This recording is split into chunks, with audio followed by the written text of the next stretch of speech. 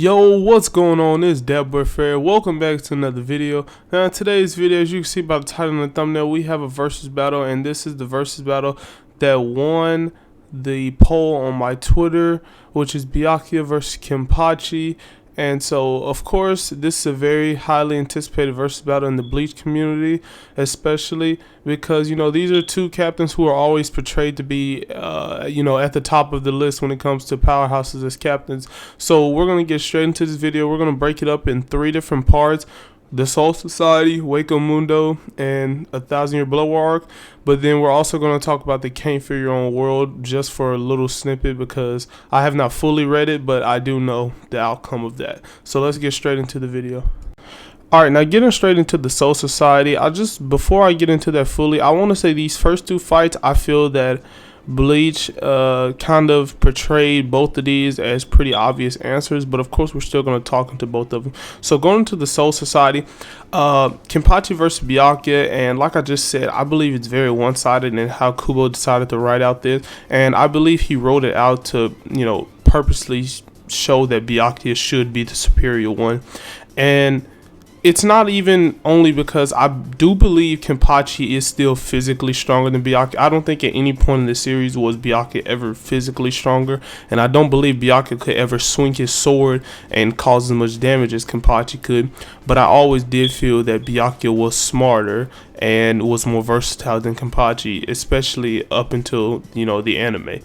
And so in the Soul Society, it was especially portrayed because of the simple fact that if you just take both of their fights with Ichigo, it's quite obvious who has the better durability and who has the, more versatile and more, just smarter fighter. Because in Kenpachi's fight, we know that he isn't very, he's not one with his Zanpakuto at all. He just has a sword and he just swings it, and he's very reckless with it. Because even a Shikai Ichigo, with the help of Zangetsu, him and Zangetsu working together was enough to defeat Kenpachi. Even in their finals clash, both of them went at it, and you could still make the fact that Kenpachi did win since he was the second one to fall. But even then, it was still the simple fact that Ichigo and Shikai was enough to defeat this Kenpachi. And I will talk about why once we get to the 1,000 Year Blood War arc this happened, but it still does not change the fact of this point in time of what truly happened. And then you look at Byakuya's fight with Ichigo, and not only does Byakuya take on a stronger Ichigo that has not only kind of went through a Dragon Ball Zenkai boost because of how much more training he's been through, and how much more he's involved with Zangetsu over that fight. And then we go into the fact that he trains for Bankai, and if you don't know, Bankai is a 10 times amp to your power. So now he is 10 times stronger than what he should have been in his fight against Kenpachi, on top of some other stacks, considering the fact that he was still doing the training with Zangetsu and a little bit with Yoruichi. And so you take all this, and then now this is the same Ichigo that is fighting Byakuya. And to be quite frank with you, I don't think a lot of people are gonna like this, but at the end of the day, you're gonna have to accept the truth. Byakuya probably still was stronger than Ichigo in this fight, and Byakuya probably should have won this fight had his cockiness not been at a high level. And Byakuya is a very cocky fighter. To most people, he does feel like he's superior to, and that actually almost ended to his demise twice. Had Ichigo not have been ridden to not just slit his throat twice, he probably would have killed Byakuya very early. He probably would have killed him the first time he speed blitzed him, and that would have been the fight right there. But Byakuya, without him being cocky, he's definitely stronger than Ichigo still, even in this fight, considering the fact that if you just look at the feats of Byakuya, how much of the damage that he tanked from Ichigo. And in this fight, we do know Ichigo isn't as used, he isn't used to using his Bankai at all, so he does get weaker as the fight go on. So, and then at some point in time, White comes out, and then, the Holification amp is like almost a 10 times boost as well, if I remember correctly. So then, Byakuya is taking hits from White as well. He's taking Black Geshugas. And so, even then, at the end of this fight, when they do their final clash, Byakuya still is able to walk off this fight, and just walk away. even though Ichigo is forced to stick his sword into the ground and hold himself up. So, you know, with things just like that, it just kind of gives me a narrative input that Byakuya should be the superior captain here. Not also going along with the fact that, you know, he's just, like I said, a smarter fighter and a more strategical fighter than Kenpachi is anyways. So moving on to Wake Mundo. Now in the fake Karakura Town, Wake Mundo arc, whatever you want to call it, Ronka arc, you know, I think it's the complete opposite. I think it's narratively proven that Kenpachi should be, you know, the stronger one. Considering the fact that not only did Kenpachi fight, you know, Noritora, who is the 5th Espada, and I'm sorry, but I cannot remember nor probably pronounce, you know, the Espada that, you know, Byakuya defeated, which he should have been 7 or 8 if I remember correctly. So Kenpachi did face a significantly stronger Espada, and not only that, you know, Kenpachi's fight was more so with Naruto a power fight, while Byakuya's was more a speed fight, because the Espada that he fought should have been like one of the fastest, if not the fastest. So Kenpachi's fight and Byakuya fights were definitely different fights, but even then, once they came together to fight Yami, you know, it's just kind of shown that in that fight that both of them are basically needed to fight Yami. But in Byakuya's eyes, which is stated himself, he feels that Yami needs, you know, he still has a full fight in him, you know. But when Kenpachi talks on it, he just basically says, nah, you know, I feel that one more hit for me and this could be it for him. So if you take that into strong consideration, then you can narratively put that Byakuya felt that Yami could still go an entire fight with him, or he still had at least an entire fight left with both of them, while Kenpachi on the other hand felt that one more of his, you know, top tier slashes could have basically ended Yami's, you know, life right then and there. And that's not only to prove the fact that Byakuya, I believe, said that Kenpachi did most of the work anyways when it came to that.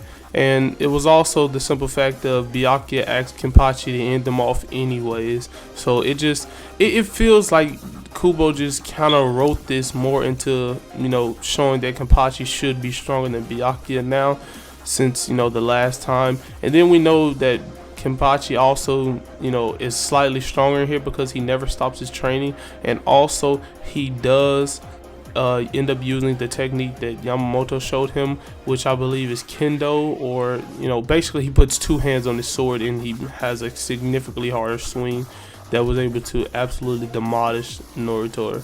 So yeah, I just feel like it's narratively written that he should be stronger.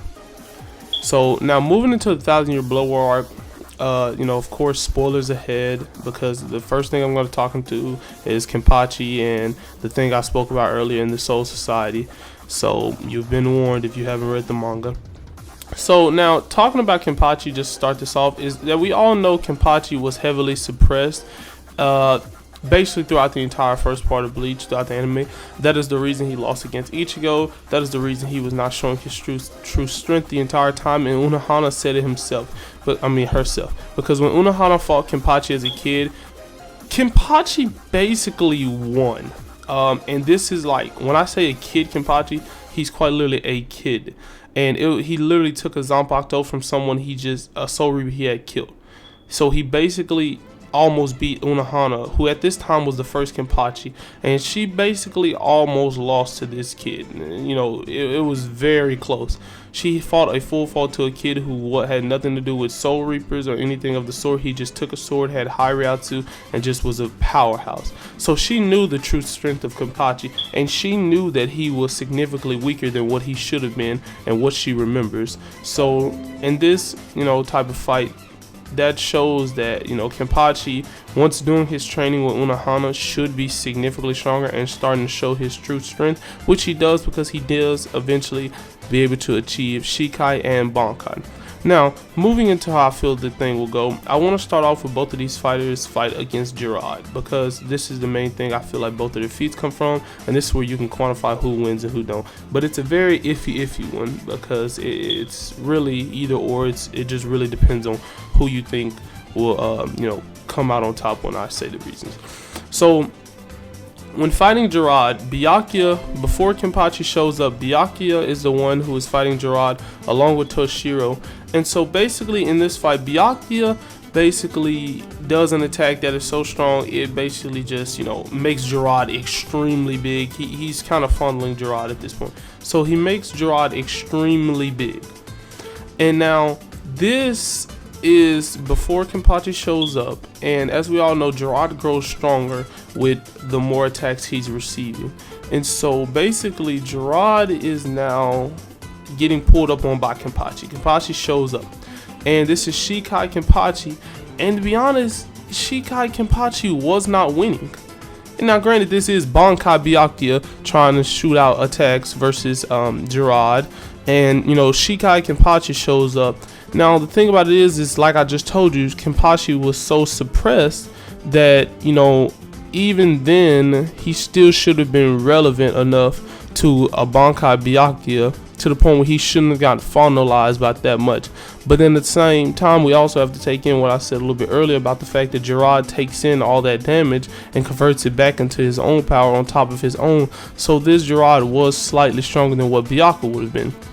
And so then we go into Bankai Kenpachi, which absolutely destroys Jiraiya, splits him in half, like absolutely demolishes this man. And so that Kenpachi is definitely stronger than whatever Byakuya was just sitting there. That Byakuya that was still there is nowhere on that Kenpachi Bankai level. But here's the second issue, because now Jiraiya, you know, transforms back because he did not die.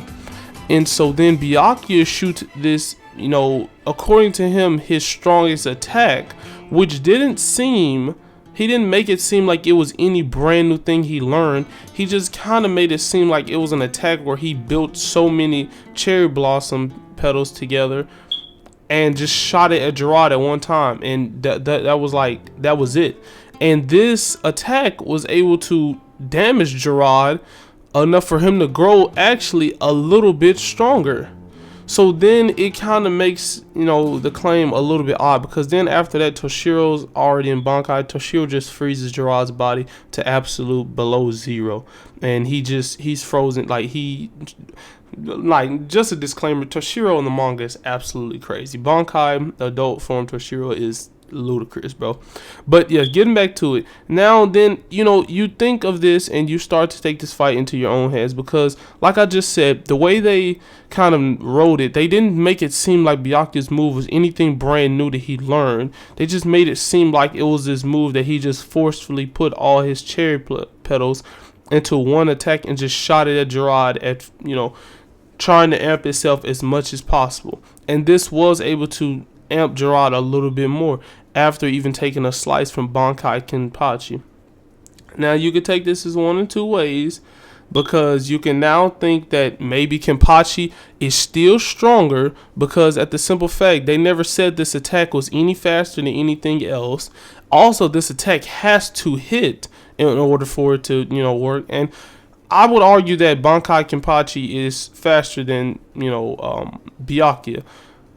And so if that is the case, then you could definitely say that this attack from Byakuya could not even hit Kenpachi. And if that's the case, then Kenpachi will win, because if he does hit Byakuya, I'm sorry, no matter how Kenpachi hits Byakuya, if he's in Bankai, he's going to pretty much win that fight regardless. But if Byakuya can hit him first, like if he doesn't take it, you know, being cocky or anything of the sort, if he just flat out knows to use this attack right off rip, then he could beat Kenpachi, because Kenpachi in Bankai is, you know, a lot more stupid than usual. He actually has no self-control. He kind of loses all sanity of himself. He's actually so crazy that he basically rips his arm almost in half just by swinging. He's that out of control at the moment.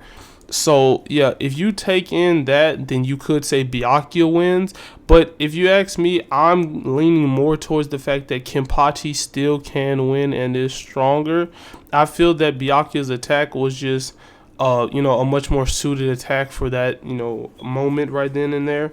And the simple fact of Kenpachi being so out of it in his Bankai. He wasn't able to fully show what he was, while Byakuya was already, you know, a mastered Bankai user. So he probably was already well aware of all his moves and what he can and cannot do and what his strongest moves were. So, you know, in that situation, I feel that, you know, you can really go either way with it. Both characters have fair arguments, but I am personally leaning more towards Kenpachi in that situation than I am Byakuya. But, you know, like I said, that's up to you. Now, I'll touch on Can't Fear Your Own World really quickly, and it's really, really simple.